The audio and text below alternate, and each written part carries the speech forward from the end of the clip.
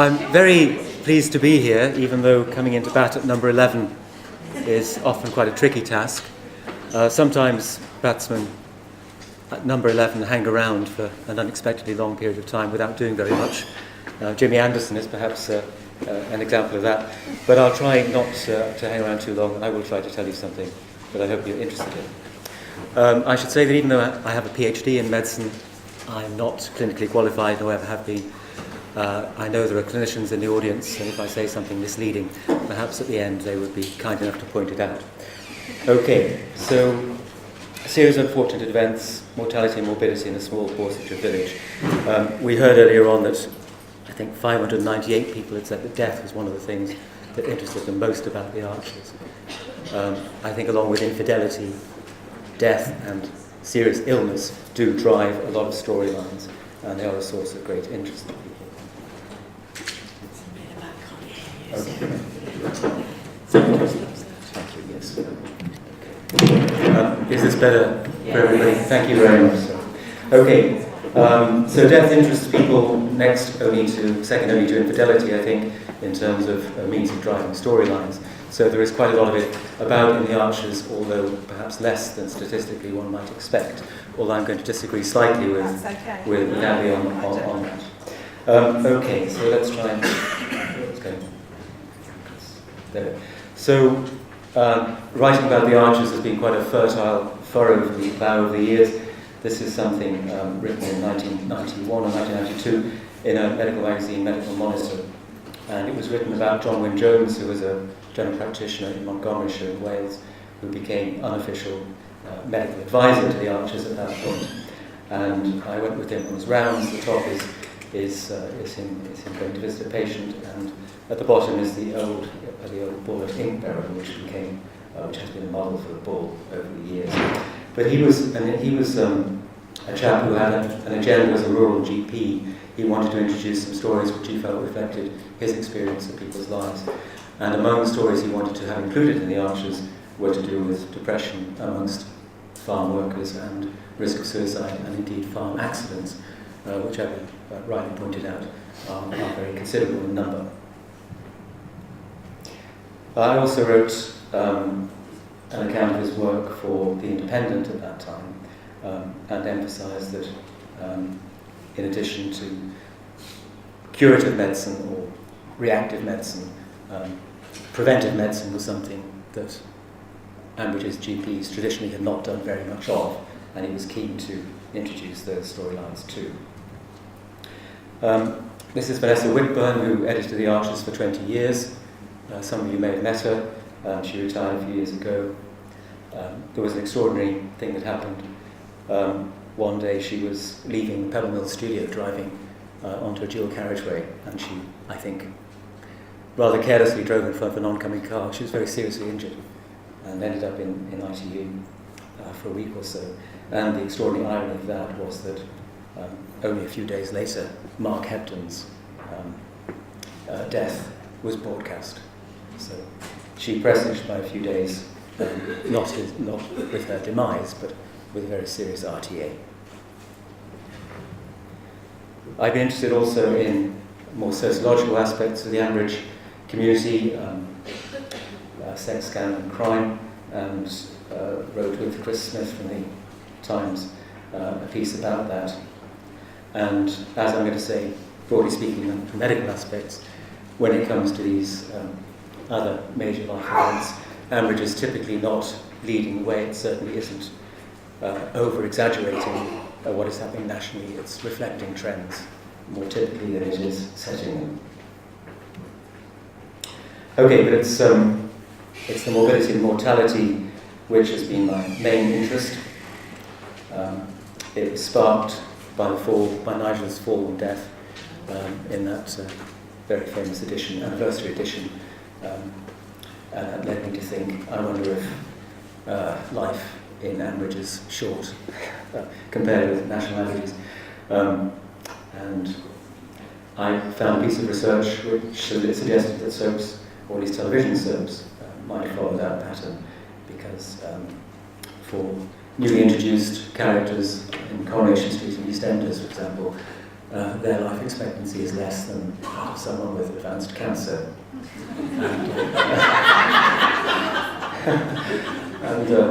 And overall, characters in those soaps have a life expectancy which is less than that of bomb disposal experts. I wonder whether that would be the case in the Archers as well.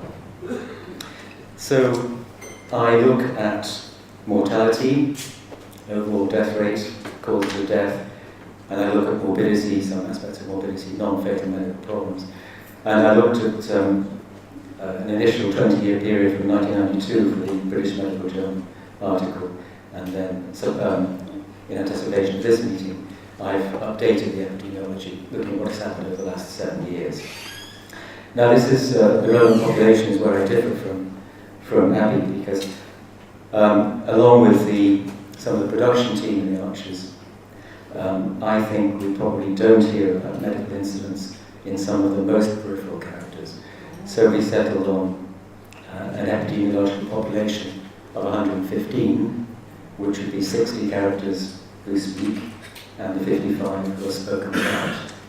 So the discrepancy between my conclusions and those of Abby are solely due to the fact that I have a baseline population of 115, and you assumed a baseline population of 200.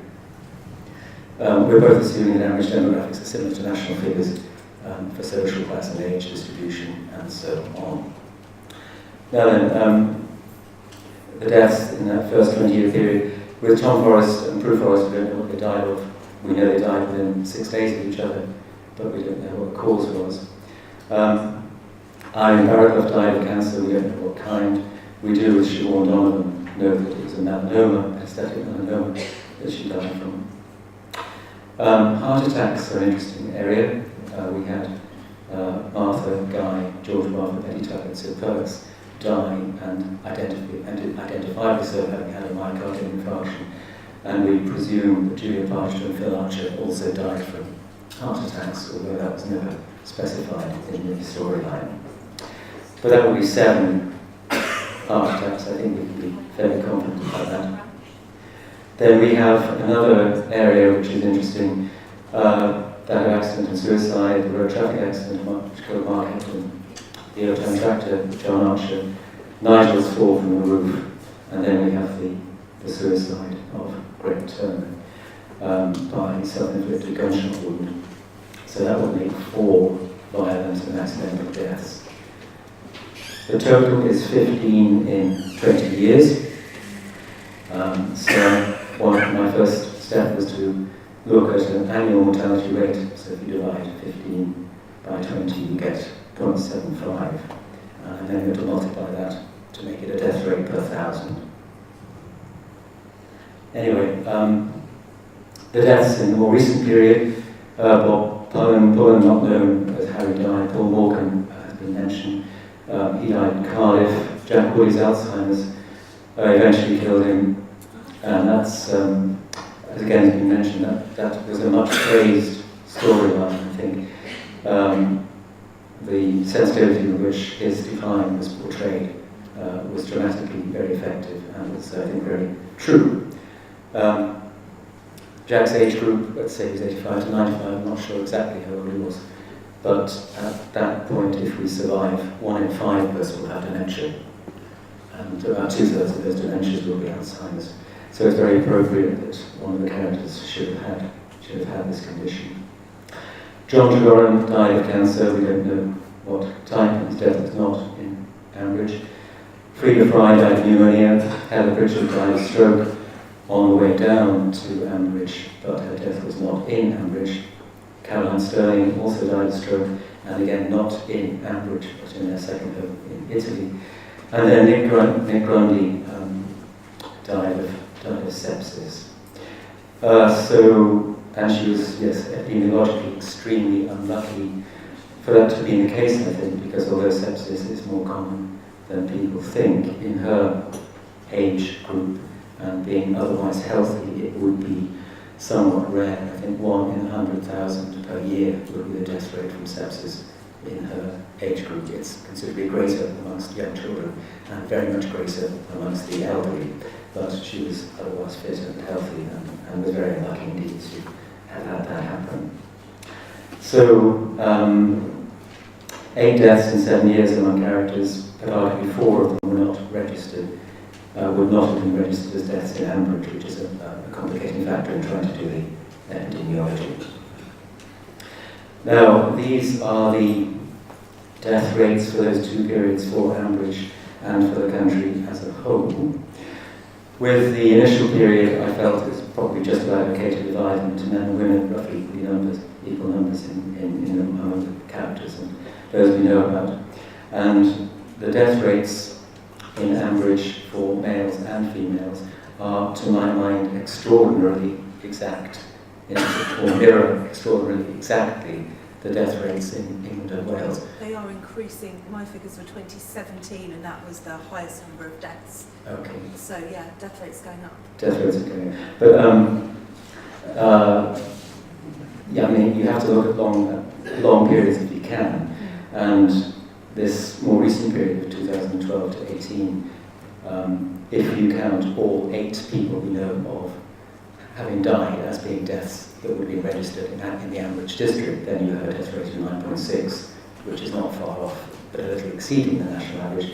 If, however, you take only the 4 deaths, which are likely actually to have been recorded as deaths in Ambridge, then you have a somewhat lower rate than nationally. But I think overall that is an astonishing match between Ambridge's experience and that of the wider community.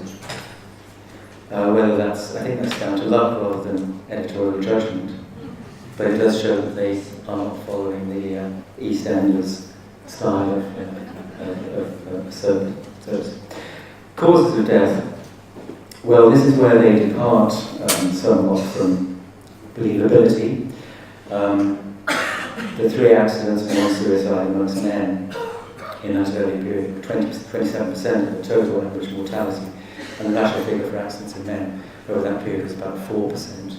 So if you add a few percent for suicide, it's still nowhere near the 27% that we see in the programme. So there was perhaps a dramatic imperative to make those deaths that did happen for violent reasons of one kind or another. Less explicable in terms of the need for drama, perhaps, is the high mortality rate from myocardial infarction. Over the period I was looking at, cardiac deaths were 33% of mortality, or almost 50% if we include the probable heart attacks, and the national figure for that period was about 20% of deaths being attributable to heart attack. In Ambridge over that period, heart attacks were almost invariably fatal.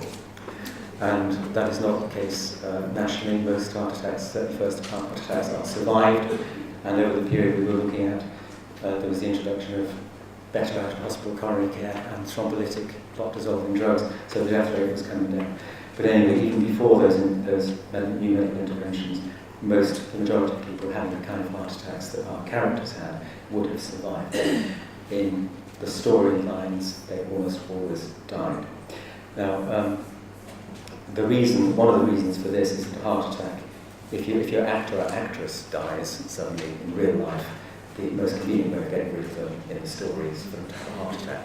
So there's this practical imperative, which is partly underlying the high mortality rate. But it isn't inevitable, because what happened, my BMJ article was December 2011, and Tony had a heart attack in February 2012, so only a couple of months later. And of course he survived. And I'd been working with Camilla Fisher, who was the archivist in the Arches in Pell Mell at the time, and I wrote to her an email saying, I pointed out the fact that heart attacks were very fatal. Now Tony has survived. Are those links connect? Are those linked? Are those facts linked? And she wrote back saying, "What power, what fun!" Exclamation mark. So there was a question yesterday about whether the writers actually pay attention to research that's done about the programme, and I think probably that that survived heart attack. The non-fatal heart attack was a response to the criticisms they had about heart attacks being too commonly fatal shortly before. Cancer deaths are low in Ambridge in that period, 13%, and you would expect nationally about a 25% mortality rate from cancer, and that hasn't changed subsequently. In the more recent period, there have been few events. There have been no suicides or fatal accidents, and obviously there was, in Rob's stabbing, there was a nearly fatal assault. It wasn't fatal in the end. Many would wish that it had been. There's been only one fatal heart attack as opposed to 7 in the previous, albeit longer period. Tony survived, and that's more representative. In cancer, however, the death rate remains still unusually low. Looking at non-fatal medical events, well, there was a question yesterday about fertility in Ambridge, and I did look at the fertility rate, which I'd also put in the BMJ article.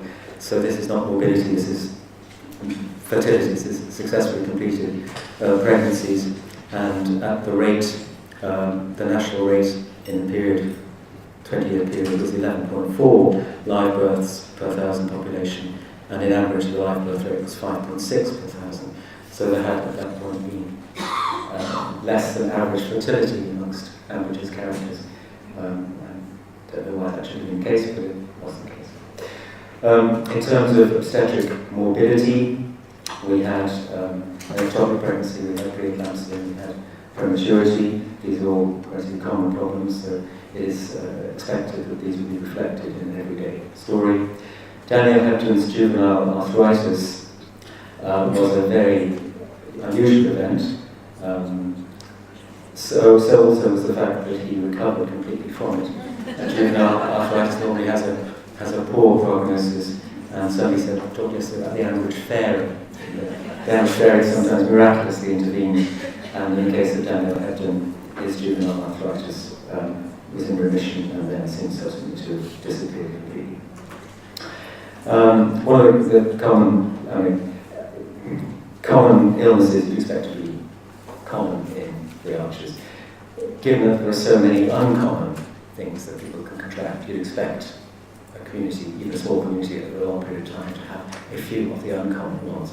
And juvenile arthritis was one of those, and others we'll talk about in a moment. But Ruth Archer's breast cancer, cervical cancer incidence was low, cancer mortality was low. Ruth Archer, 10 years ago, she had an estrogen receptor negative multifocal breast cancer, for which she had mastectomy and adjuvant chemotherapy. And she's fine at 10 years, no recurrences. And I think I might be saying that, well, of course, we don't know exactly the cancer that she had, but I think, roughly speaking, 80 to 90% of women with that kind of tumour at that kind of time, having had the therapy that she had, would be fine at this point and would stay fine, probably. Now, there have been no colorectal, prostate, or lung cancers in Ambridge, and that is somewhat surprising, because along with breast, these are the common 4 tumours. In a town of 3,000 people, a large village of 3,000 people, now four of us, including me, who've got prostate cancer, just in a small friendship group. So that's very surprising that we haven't had any prostate cancer we know of in Ambridge. One of the rare ones is the tetralogy of Fallot. This is a rare congenital heart defect. Elizabeth was very unlucky to have that, and not only did she have the heart defect, which was corrected with a couple of surgical procedures when she was tiny, but one of the things the artist does very well, I think, is to have these long burning stories, medical and otherwise, which they revisit periodically. And in the case of Elizabeth, that's been very well handled. So after twin pregnancy, she had valve problems, which could be easily a consequence of the condition she had at birth. and then she had ventricular tachycardia. She had an serious arrhythmia for which she received treatment with an implantable cardioverter defibrillator, which at the time, there were only 100 in the country, put in the year when she had it, so she's kind of lucky to get that definitive corrected treatment there. Depression is, of course, it's very common. 3 instances of depression. We've had our characters experience Mike Tucker's Greg Turner, which was led to suicide, and then most recently Elizabeth, which is a story that carries on. The morbidity, hip replacements. This was an interesting little story. I mentioned Vanessa Whitburn. This happened on her watch, the hip replacement, and she was at an Enuresis Society function shortly after this storyline started. If you're the artist, you go to some interesting functions. And she found herself being approached by William Waldegrave, who at the time was the Secretary of State for Health, and he complained to her that Phil was having to go private for his hip replacement because the NHS waiting list was 2 years. But Vanessa, who had done impeccable research ahead of this story, anticipating the kind of complaints, the kind of problem that her storyline might cause, found that the three DGHs close to Ambridge all had 2-year waiting lists for hip replacement at that exact time. So William Waldegrave had to go away with his tail between his legs. Then we have other companies like cholesterol, Mike Tucker, anorexia. This is another long burning storyline, isn't it? And Helen's mental fragility and issues of anorexia. The abusive relationship problems that are flowing from that. This is a long running story with her, which has been very well sustained, I think. There was a question about, or a mention of Kenton. Kenton was going to be the gay in the village, wasn't he? The storyline was very clearly going in that direction. It was also going in the direction of him being the first HIV positive person in Ambridge. And this was, the production, I know Vanessa socially, and they're a wicked bunch, the writers, the actors sometimes. They do consciously tease people, they do set out to set these hairs running, and then you go nowhere. And Kenton's malaise turned out to be hypothyroidism and not anything to do with HIV, which was a clever thing on their part, I think. But, I'm sure they laugh as much at us as much as we laugh at them. And it was bradycardia, which Jack Wood is bradycardia. Okay, so the conclusions that I have start with uncertainty. We are dealing epidemiologically with small numbers. There's uncertainty about who counts as an average resident or whose deaths count as having taken place in Ambridge. I might have missed a few relevant events, but I think I've pretty much captured them all. And in part that was due to help I received. But anyway, overall mortality, both male and female, continues amazingly close to the national average.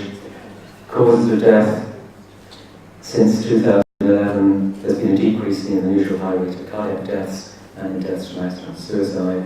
Cancer incidence and mortality are still remarkably low. But Ambridge has spared the high mortality rates of TV soaps, which are largely urban in context. In epidemiology of Ploughs and Stone Furrow, is this the charm of the rural or of radio? I thank Vanessa Whitburn and Camilla Fisher, who are now retired from the Archers, Jessica Bunch, Ken Greengrass, who are still there. Michael Goldacre from the University of Oxford was an epidemiologist who helped me with some of the statistics. Chris Smith at the Times and Tony Dunlop of B&J have given me the opportunity to write about Archers over the years. Thank you very much.